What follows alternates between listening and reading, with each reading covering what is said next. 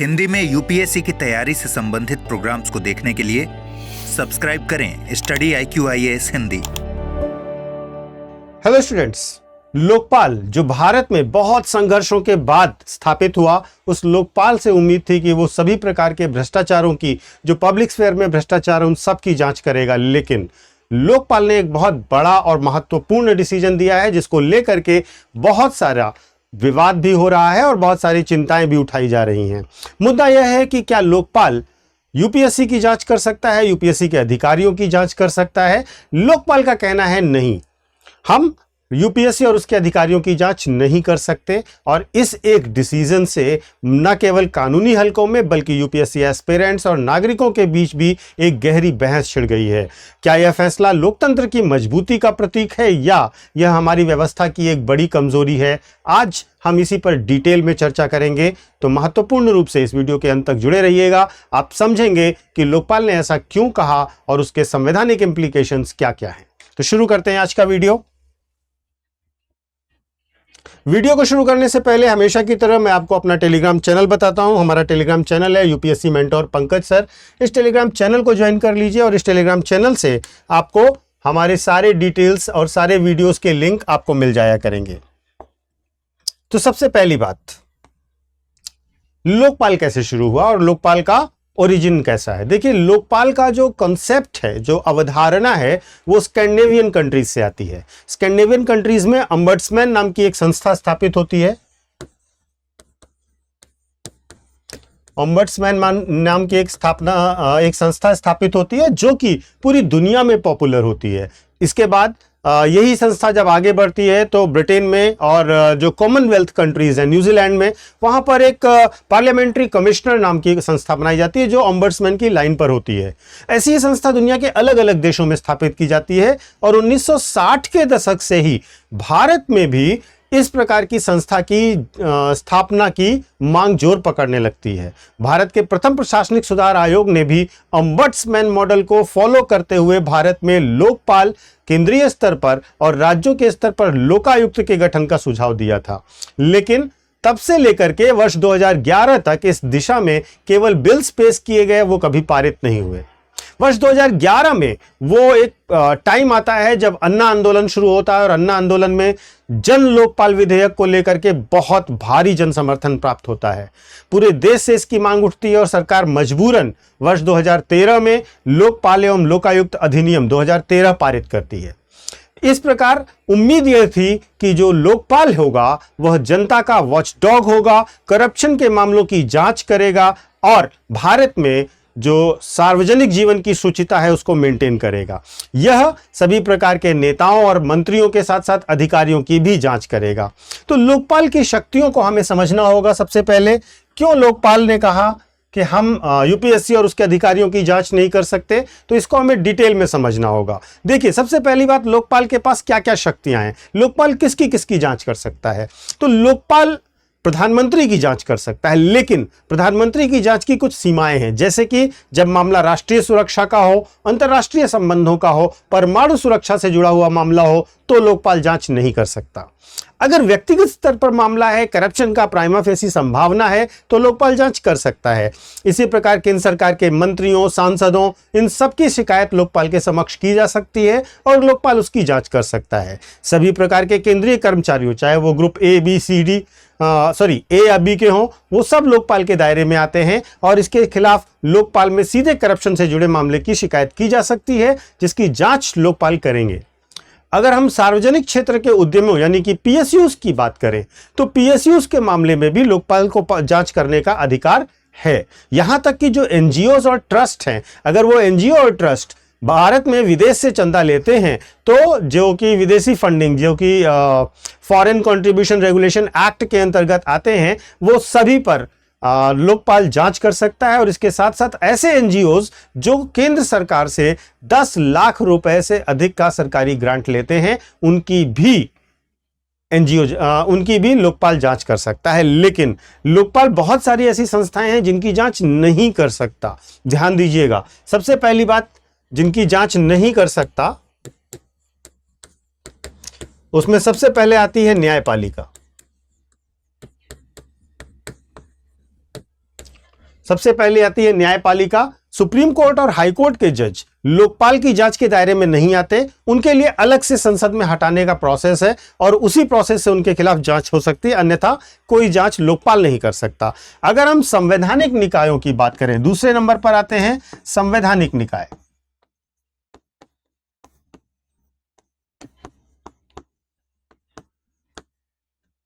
दूसरे नंबर पर आते हैं संवैधानिक निकाय। संवैधानिक निकायों में जैसे कि इलेक्शन कमीशन है, यूपीएससी है, इलेक्शन कमीशन है, यूपीएससी है, सीएजी है, इन सब की जांच लोकपाल नहीं कर सकता है। इन सब की जांच करने का अधिकार लोकपाल के पास नहीं है। ठीक है, लोकपाल इन लोगों के ऊपर लगे हुए आरोपों की तो जांच करेगा और ना ही उसके ये अधिकार क्षेत्र में आते हैं। और अगर राज्य स्तर के अधिकारी हैं तो उनके लिए लोकायुक्त का प्रावधान किया जाता है। अब हम जरा हालिया फैसले को समझते हैं कि किस प्रकार से और क्या कहा गया है लोकपाल के द्वारा। तो देखिए, लोकपाल ने साफ साफ कहा है कि जो संवैधानिक संस्थाएं हैं जैसे कि यूपीएससी है और उसके अधिकारी हैं, वो लोकपाल के जांच क्षेत्र में नहीं आते। हुआ क्या था, मामला क्या था, उसको भी समझिए। देखिए, एक शिकायत की गई लोकपाल के पास जिसमें यूपीएससी के अधिकारियों पर भ्रष्टाचार के आरोप लगे थे। शिकायतकर्ता यह चाहता था कि लोकपाल इसकी जांच करे, लेकिन लोकपाल ने आदेश पारित करते हुए साफ साफ कहा कि यूपीएससी की जांच वह नहीं कर सकता है, क्योंकि यूपीएससी एक संवैधानिक संस्था है और संवैधानिक निकाय है और संविधान के अनुच्छेद 315 से 323 के अंतर्गत उसे विशेष संरक्षण दिया गया है। तो इस प्रकार अब सवाल यह उठता है कि लोकपाल से की जांच से यूपीएससी को बाहर क्यों रखा जा रहा है। तो देखिए, इसके कई कारण हो सकते हैं। पहला कारण अगर हम देखें तो कॉन्स्टिट्यूशनल ऑटोनॉमी है, या पहला कारण हम कह सकते हैं संवैधानिक स्वायत्तता है।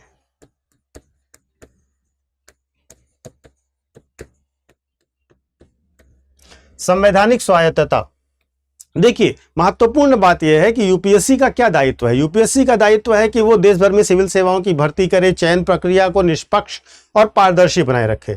अगर लोकपाल जैसी बाहरी संस्थाएं यूपीएससी के अधिकारियों की जांच करने लगेंगी तो यह उनकी स्वतंत्रता और निष्पक्षता पर प्रश्न चिन्ह खड़ा करेगा। और संविधान निर्माताओं का इरादा भी यही था कि यूपीएससी को किसी भी राजनीतिक दबाव या बाह्य दबाव से मुक्त रखा जाए। दूसरा कारण जो हो सकता है वो यह है कि इनकी जवाबदेही का अलग तंत्र है। इनकी जवाबदेही के लिए एक अलग तंत्र बनाया गया है। यूपीएससी और उनके सदस्यों की नियुक्ति और हटाने की शक्ति राष्ट्रपति के पास होती है। अगर कोई गंभीर आरोप लगे तो सर्वोच्च न्यायालय की निगरानी में ही उनकी इंक्वायरी होती है। यानी यूपीएससी की जवाबदेही के लिए पहले से ही एक अलग कॉन्स्टिट्यूशनल फ्रेमवर्क बना दिया गया है। इसलिए लोकपाल का हस्तक्षेप इस पर प्रभाव डालता, और यह प्रभाव अगर हम देखें तो दो नजरिए से डालता। पहली चीज, यह हस्तक्षेप होता यूपीएससी की स्वतंत्रता में। तो अगर लोकपाल ने यह डिसाइड किया है कि वो यूपीएससी में हस्तक्षेप नहीं करेगा तो यह उसकी स्वतंत्रता और कॉन्स्टिट्यूशनल बैलेंस को सुरक्षित रखने के लिए होगा। यद्यपि आलोचक यह मानते हैं कि यह फैसला लोकपाल को और कमजोर कर देगा, क्योंकि यूपीएससी जैसे शक्तिशाली निकाय जिसमें आईएएस ऑफिसर लोकपाल की निगरानी से बाहर हो जाएंगे। भ्रष्टाचार अगर इन संस्थाओं में हो तो उसके खिलाफ सीधे लोकपाल कार्यवाही नहीं कर पाएंगे। अब जरा इसी चीज को हम ग्लोबली देखते हैं, वैश्विक स्तर पर क्या स्थिति है उस नजरिए से भी देखते हैं। देखिए, हांगकांग की अगर हम बात करें तो हांगकांग में आईसीएसी होता है, इंडिपेंडेंट कमीशन अगेंस्ट करप्शन होता है। मिनिस्टर से लेकर सिविल सर्वेंट तक सभी का ज्यूरिसडिक्शन होता है आईसीएसी के पास, और हाई कन्विक्शन रेट है यहाँ पर, और स्ट्रॉन्ग डिटरेंस इफेक्ट होते हैं। अगर हम स्वीडन की बात करें जहाँ से ऑम्बड्समैन मॉडल शुरू होता है, तो वहाँ पर ये पार्लियामेंट अपॉइंटेड होता है ऑम्बड्समैन। ये जुडिशरी और एडमिनिस्ट्रेटिव ऑफिसर सब पर निगरानी रख सकता है। यूएसए की बात करें जहां पर इंस्पेक्टर जनरल सिस्टम है, जहां पर फेडरल डिपार्टमेंट का अपना वॉचडॉग है, प्रेसिडेंट तक इसकी अकाउंटेबिलिटी होती है। तो ये देखिए, ग्लोबली बहुत महत्वपूर्ण पावरफुल संस्था है। लेकिन भारत में यद्यपि इसको लेकर के थोड़ा सा भ्रम की स्थिति जरूर बनी थी, लेकिन इस वीडियो के बाद आप ये समझ गए होंगे कि क्यों यूपीएससी और उसके अधिकारियों की जांच हम नहीं करने दे सकते लोकपाल को। तो आखिर में यही कहा जा सकता है कि लोकपाल और यूपीएससी में हमें यह समझना होगा कि लोकतंत्र तभी मजबूत होगा जब स्वतंत्रता और जवाबदेही दोनों साथ साथ आए। अगर इनमें से किसी एक पर बहुत ज्यादा जोर दिया जाएगा तो संतुलन बिगड़ जाएगा। और इस संतुलन को बनाए रखने के लिए लोकपाल ने क्लियर डिसीजन दिया है कि वह किसी भी प्रकार से यूपीएससी और उसके अधिकारियों के विरुद्ध जांच नहीं कर पाएगा। तो महत्वपूर्ण रूप से यह निर्णय और इस निर्णय के सारे इंप्लीकेशंस मैंने आपसे डिस्कस किए। उम्मीद है आपको यह डिस्कशन अच्छा लगा होगा। आप भी कमेंट करके बता सकते हैं कि आपके हिसाब से क्या यूपी जैसी संस्थाओं को लोकपाल के दायरे में लाया जाना चाहिए या नहीं लाया जाना चाहिए। अब एक महत्वपूर्ण अनाउंसमेंट है। अनाउंसमेंट यह है कि हमारा प्रतिज्ञा प्लस बैच, जो कि हिंदी, इंग्लिश और इंग्लिश तीनों माध्यमों में उपलब्ध है, इसमें एडमिशन की लास्ट डेट 15 सितंबर यानी कि आज है। आज के बाद यह बैच फुल हो जाएगा, इस बैच में एडमिशन क्लोज हो जाएगा। आज इसमें बहुत ही डिस्काउंटेड रेट पर आपको एडमिशन मिल जाएगा। आपको केवल 24,999 की फीस देनी पड़ेगी और यह कोर्स आपका 2026 के यूपीएससी को टारगेट कर रहा होगा। यद्यपि हमारे बैच 2027 और 2028 के लिए भी उपलब्ध हैं, आप उनको भी ज्वाइन कर सकते हैं। कोई भी कोर्स और कोई भी बैच हमारे यहाँ आप लेंगे तो आपको एक कोड इस्तेमाल करना पड़ेगा और यह कोड है PK Live।